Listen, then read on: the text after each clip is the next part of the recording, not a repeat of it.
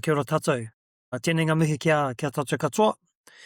Kia ora everyone, and welcome to In the Ring with Trevor Shaler. This is episode 8. The topic of this kōrero, of this podcast, is referring back to the Athens Olympics in 2004.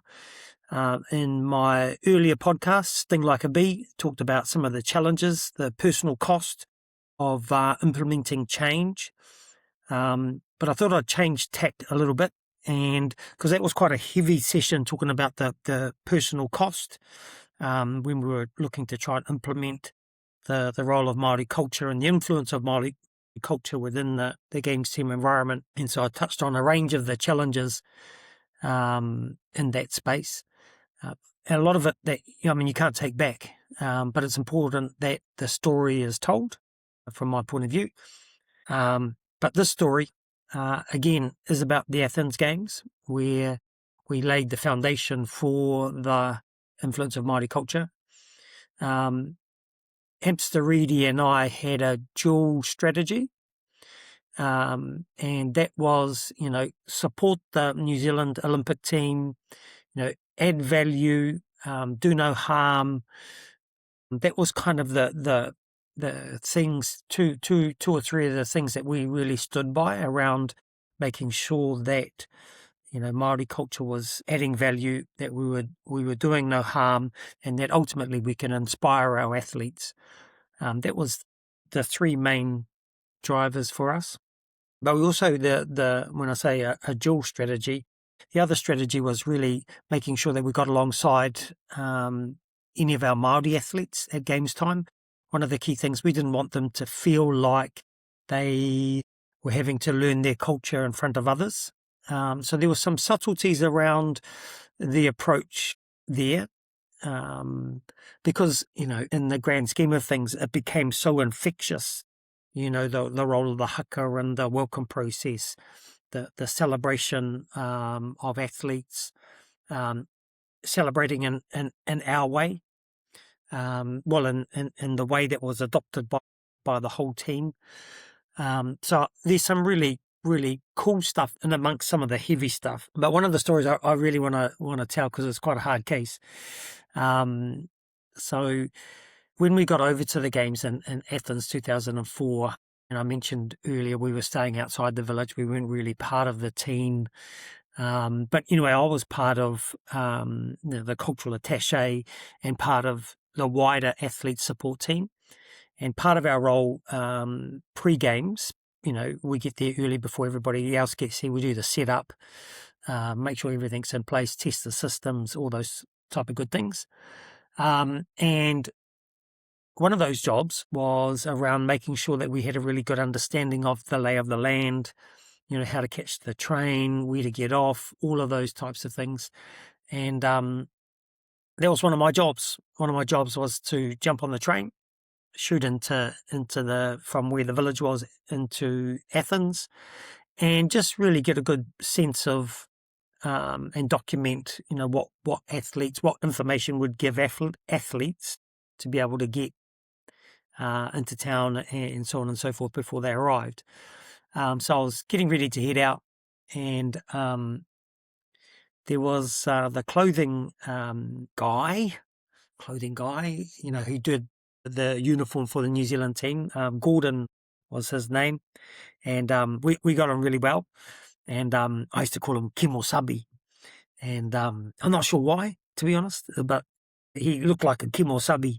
So then we were sort of hanging out, together. And so anyway, Kimosabi and I jumped on the train and heading into Athens. And again, I had my little logbook sort of noting down all the different things, just to, be able to tell the story to athletes when they say, hey, Trevor, we want to head into town, blah, blah, blah. So anyway, we were all having a bit of fun on the train. I was logging everything in. And we got to the stop, and I thought, geez, we must be getting pretty close. And literally everybody got off, and I thought, this must be our stop. They're having that male sort of looking at your maps, instead of looking at my map and understanding where I needed to get off, I just followed the crowd. The crowd were all getting off, and it seemed like this was the stop. So I said, come on, Kimosabi. Off we jumped. Sorry, there was a bit of a pun there. Anyway, so we hopped off the train and cruising along, walking, and literally we'd got off too many stops too early. And so we kept on walking and walking, and the more we walked, the further it felt like we were going away from the city. And I'd not long before I'd come to the games in 2004, I'd got my second moko done by Rangi Kippa. And this one here that he did on my forearm talks about speed and dexterity. My boxing background, left hand speed. That's what I sort of certainly tell myself. Anyway, we were walking along, and I said to Kimosabi, man, I can't believe we've got lost. This is going to be a problem. We're going to need to track back and basically get on the train, make sure we get back to where we need to get to, and kind of start again. So we got to this set of lights, and we're about to cross the lights, and we just started going across, and this Māori fella was walking towards us, and he saw my moko, and he goes, "Kia ora, bro." And I went, "Hey, kia ora, cuz, we're lost." And he goes, "No worries." He said, "I live here, so I'll sort you fellas out." And so we had a hongi and stuff, and I introduced myself, and his name was Hugo Bergen. And I went, Hugo Bergen. I know a Grant Bergen. I said, "You know Grant Bergen?" And the guy goes, yeah, that's my brother. And I said, "Oh, far out." And they're from up in the far north, or up in the north, I think. I can't, Whangarei way up. And I can't remember what sort of work I'd done with Grant before, but he was a real mover and shaker in the health space. So Hugo goes, no, yeah, all good, from Whangarei. So yeah, it was really cool. So I introduced Hugo to Kimosabi, and we started following him to where he said, "Look, come back to my place. I'll sort you out, and then I'll take you into town and show you everything that you need to be able to get to where you need to get to, and with all the details and stuff." Because Hugo had lived over in Greece and Athens for many years, and so Kimosabi whispers to me and says, "Hey, is it safe?" And I said, "What do you mean, is it safe? He's from Whangarei, and safe as." So we cruised back to Hugo's place. He got changed, and we took us into town, showed us around. I needed to buy some shoes and some other bits and pieces, so I took the opportunity with him there to help negotiate and help me get my way around in Athens. And it was awesome. So I got his contact details. It was such a cool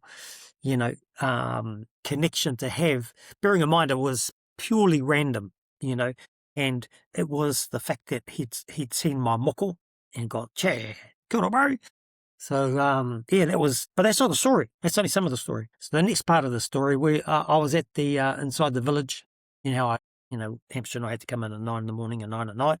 So I was in the athletes lounge, and part of my role was also helping on reception of the athletes area, engaging with the athletes, former athletes, being able to engage and just be a friendly face for them as they're preparing for competition. Realistically, the athlete lounge creates the environment or the opportunity for us to talk about anything but sport. It creates the chance for them to be able to download, if you like, and decompress, get too heavy on what's happening competition-wise and performance-wise and all of those good things. Anyway, we had somebody from Taekwondo in the team. Her name was Verena Wihongi. She was from Otago way. And I saw her in the lounge, and I mentioned earlier about the dual strategy, but when I say dual strategy, it wasn't an overt strategy. It was just around getting alongside them. Anyway, I said to Verena, I said, "What are you up to?" Because she looked a bit flustered. So I said, "Oh, what are you up to, Cuddy?" And she said, "Oh, buddy, my dad and my boyfriend have decided that they're going to come to Athens. They're going to jump on a plane, come to Athens, and to watch me compete." And I was going, "Awesome." She goes, "Yeah, no, it is awesome, except they've got nowhere to stay. So they've got nothing organised. They're just getting on a plane, coming over." And I went, So I said, "Here, I'll tell you what, I think I've got somebody that can help you.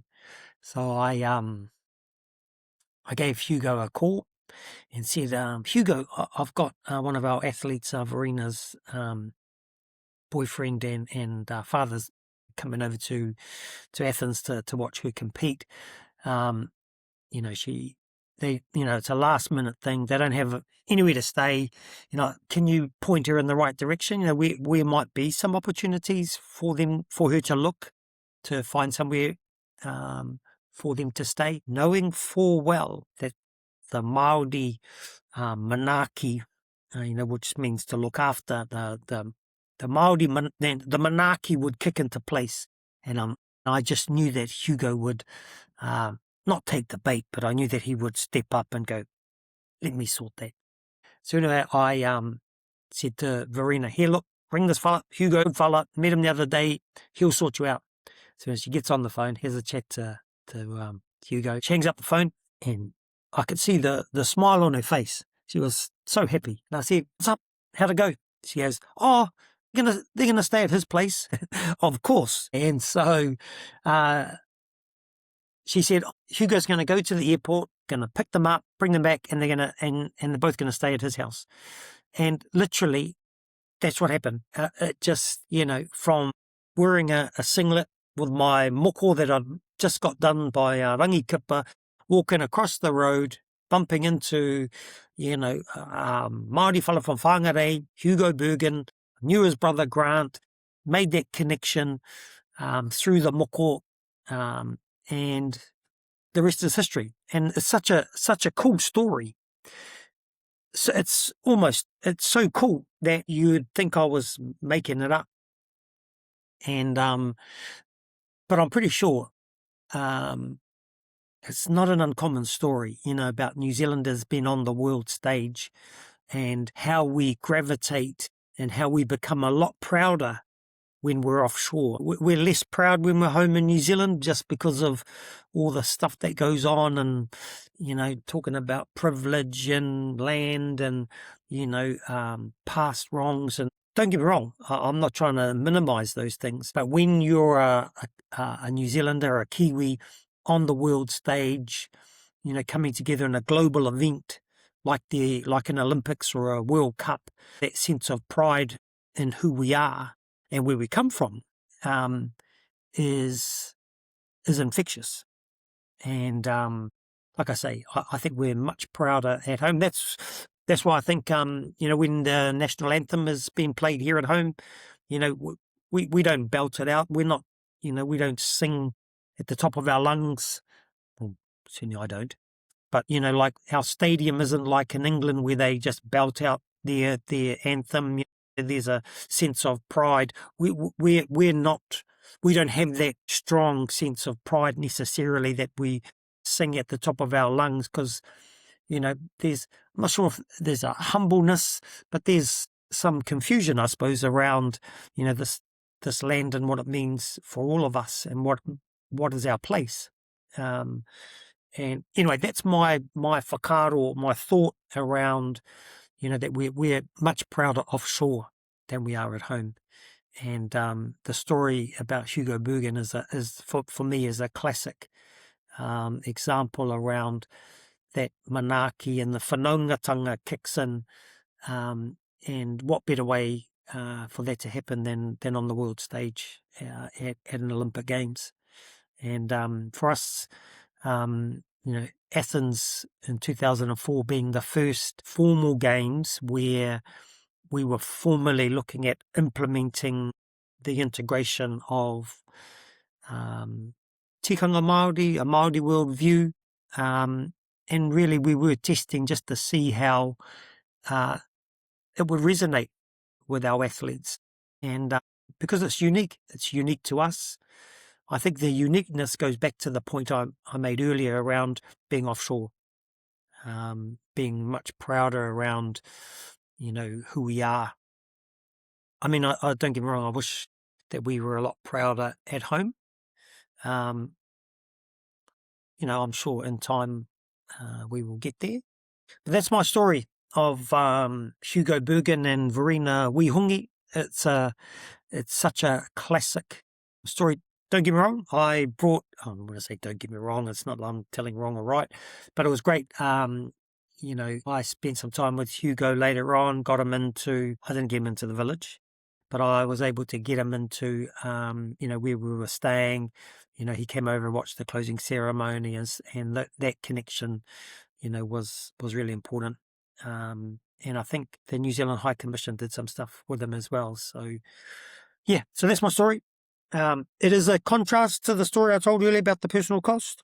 But don't get me wrong, I don't want to dampen your enthusiasm, but there's a bit there are a couple more uppercuts coming, with games related, well, the Winter Olympics in Torino, which is going to be the next one I'm going to talk about, where that was really, really tough. And there were some real big lessons that we learnt there around, the assumption that not everyone's on the same page as us. And, more work is often required to bring everyone along on the journey. So anyway, that's episode 8, In the Ring with Trevor Shaler. Kia ora.